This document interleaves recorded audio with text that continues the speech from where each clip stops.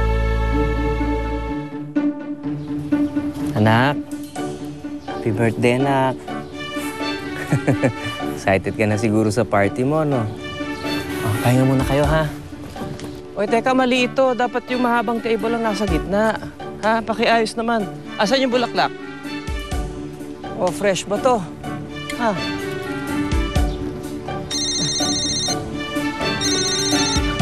Oh, Juan, asa ka na ba?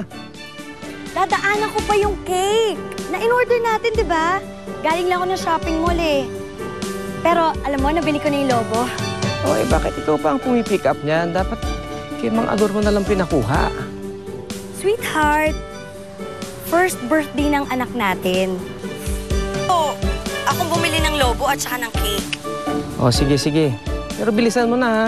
Baka magsimula yung party, wala ka pa rito. Siyempre naman, uuwi ako agad.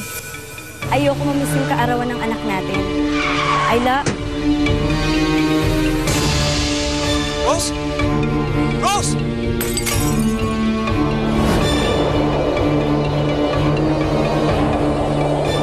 Rose, ano nangyari sa'yo?